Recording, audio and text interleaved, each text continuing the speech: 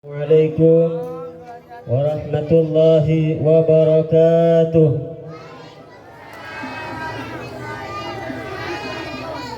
Bismillahirrahmanirrahim. Alhamdulillahi alimis sirri wal najwa wa kashifid durri wal balwa alladzi khalaqa fasawwa.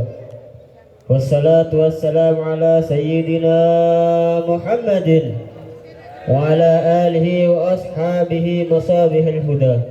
Amma ba'du. Faqad qala Allah Ta'ala fi muhkami kitabihil karimil a'la. A'udzu billahi minasy syaithanir rajim. Bismillahirrahmanirrahim. Innallaha wa malaikatahu yusalluna 'alan nabi. Ya ayyuhalladzina amanu sallu 'alaihi wa sallimu taslima. وقال النبي صلى الله عليه وآله وصحبه وسلم من نسي الصلاة علي فقد أخطأ طريق الجنة. صدق الله العظيم وصدق رسوله النبي الكريم ونحن على ذلك من الشاهدين. حضرة الأفاضل,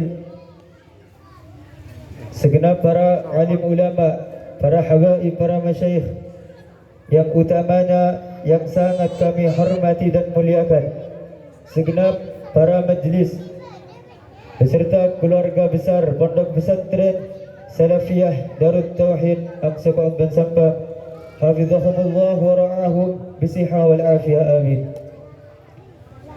Hadirin hadirat, Bapak Ibu yang berbahagia, santriwan santriwati yang sangat kami cinta sayangi, pada kesempatan yang malam yang berbahagia ini, izinkan kami memberikan sedikit tausiah yang bertema betapa pentingnya berselawat salam kepada baginda Nabi Muhammad sallallahu alaihi wasallam. Dalam suatu riwayat, baginda Nabi Muhammad bersabda, "Inna awwalan nas bi yaumil qiyamati aktsaruhum alaihi salah." Nabi Muhammad berkata, sesungguhnya manusia yang paling dekat denganku, apabila manusia sudah dekat dengan Nabi Muhammad, dengan berkahnya ia dekat dengan Nabi Muhammad, maka kedudukannya dekat pula dengan Allah Subhanahu wa taala. Siapakah mereka? Apakah orang yang ahli berzikir? Apakah orang yang ahli bersedekah? Akan tetapi jawaban Nabi Muhammad yaitu aktsaruhum alaihi salah. Orang yang paling dekat denganku, kata baginda, ialah orang yang paling banyak berselawat kepada Nabi Muhammad di dunia. Orang itu, katanya Al-Imamul Haddad, kalau udah cinta kepada seorang, aktsaru min dzikrihi, maka orang tersebut akan banyak menyebut namanya. Ibaratkan kita kalau sudah cinta kepada seorang, maka udah pasti lisan kita ini akan selalu menyebut namanya. Begitu juga sebaliknya, jikalau kita udah cinta kepada baginda Nabi Muhammad sallallahu alaihi wasallam, dikatakan oleh seorang penyair, di dalam syairnya beliau mengatakan bahwasanya apabila seseorang mabuk dengan minuman keras, maka orang itu akan sadar apabila minuman kerasnya itu sudah tiada. Akan tetapi lain halnya dengan orang yang mabuk cinta kepada baginda Nabi Muhammad sallallahu alaihi wasallam, maka kecintaannya akan terus bertambah, dan mabuk cintanya kepada baginda Nabi Muhammad sallallahu alaihi wasallam tidak akan pernah menyadarkan orang tersebut. Mengapa demikian? Karena jikalau dalam hati seorang sudah terdapat mahabbah, cinta kepada baginda Nabi Muhammad sallallahu alaihi wasallam, maka tidak akan bersemayam dalam hatinya orang tersebut, tidak ingin suatu hal yang tidak berguna berada dalam hatinya. Karena hal tersebut justru hanya akan mengotori hatinya dan berpeluang besar akan menjadi penghalang kecintaan dirinya kepada baginda Nabi Muhammad sallallahu alaihi wasallam. Marilah kita melihat para pecinta-pecinta Nabi dalam berselawat kepada Nabi Muhammad, yaitu beliau pengarang daripada kitab Sulam Taufik, Al-Habib Abdullah ibn Husain bin Tahir. Beliau berselawat kepada Nabi Muhammad setiap harinya sebanyak 25.000 kali, karena saking cinta dan dekatnya beliau kepada Nabi Muhammad. Sampai-sampai para pecinta Nabi ketika berselawat kepada Nabi Muhammad, ia langsung dapat jawaban dari Nabi Muhammad, yaitu Al-Habib Ali Khalaqasam, ketika beliau salat dan sampai pada bacaan Assalamu alayka ayyuhan nabiyyu rahmatullahi wabarakatuh, Langsung dijawab oleh Nabi Muhammad salamnya, Assalamualaikum ya Syekh. Langsung dijawab salamnya oleh baginda Nabi Muhammad sallallahu alaihi wasallam. Allahumma salli ala Muhammad.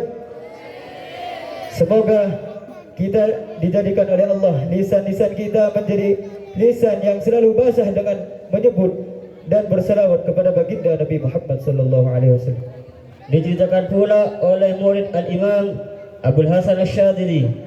Beliau mengatakan, "Lau ghaba anni Rasulullah sallallahu alaihi wasallam sa'atan, ma adattu nafsi lil muslimin." Apa kata beliau? Seandainya Nabi Muhammad ini tidak terlihat oleh mataku sekejap saja, maka aku anggap diriku ini bukan termasuk dalam golongan orang-orang Islam. Para hadirin, mengapa ulama-ulama terdahulu begitu cintanya kepada baginda Nabi Muhammad sallallahu alaihi wasallam? Saking apa? Saking tingginya rasa mahabbah dan kedekatannya beliau kepada baginda Nabi Muhammad sallallahu alaihi wasallam. Karena pada dasarnya selawat itu mengikat hubungan seorang umat dengan Nabi Muhammad sallallahu alaihi wasallam. Pula diceritakan daripada Al-Habib Umar, beliau adalah pengarang daripada Ratibul Attas. Apa kata beliau? "Lau ghaba anni Rasulullah sallallahu alaihi wasallam lahdatan ma adatu minal muslimin." Beliau berkata, seandainya diriku tidak melihat Nabi Muhammad dalam sekejap, maka aku anggap diriku bukan termasuk dari golongan orang-orang muslim. Beliau mengatakan seperti itu karena beliau sangat mencintai, beliau sangat dekat dengan Nabi Muhammad.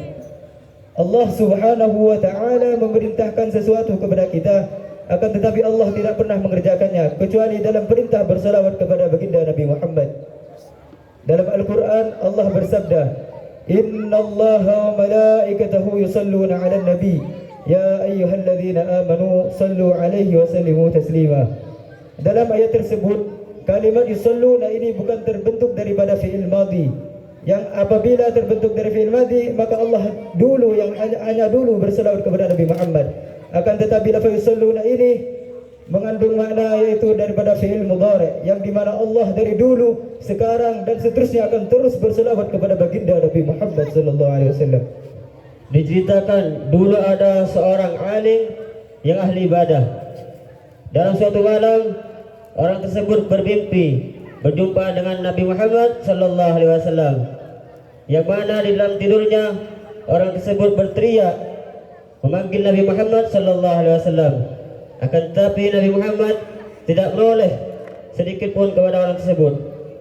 Dan orang itu terus-menerus memanggil Nabi Muhammad sallallahu alaihi wasallam.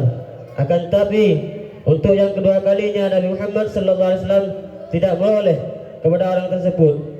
Lalu Nabi Muhammad sallallahu alaihi wasallam dihadang di depannya oleh orang tersebut. Lantas orang tersebut berkata kepada baginda Nabi Muhammad sallallahu alaihi wasallam, "Ya Rasulullah, engkau saya panggil-panggil dari tadi ya Rasul. Kata ulama engkau ini mengenal umatmu. Tapi mengapa engkau saya panggil-panggil dari tadi engkau tidak menoleh wahai Rasul? Apakah engkau tidak mengenalku?" Lalu Nabi Muhammad pun menjawab, "Aku mengenal umatku dengan bersalawat kepadaku. Dan orang yang tidak bersalawat kepadaku, aku tidak kenal kepada mereka." Jadi kita semua para hadirin harus hati-hati kalau kita tidak dikenal oleh baginda Nabi Muhammad sallallahu alaihi wasallam. Maka dari itu, marilah kita memperbanyak salawat kepada baginda Nabi Muhammad sallallahu alaihi wasallam, khususnya di bulan Sya'ban ini. Allahumma salli ala Muhammad. Allahumma salli ala Muhammad. Sebelum saya tutup tausiah ini, marilah kita bersama-sama berselawat kepada baginda Nabi Muhammad sallallahu alaihi wasallam. Sallallahu ala Muhammad. Sallallahu alaihi wasallam. Sallallahu ala Muhammad. Sallallahu alaihi wasallam. Sallallahu ala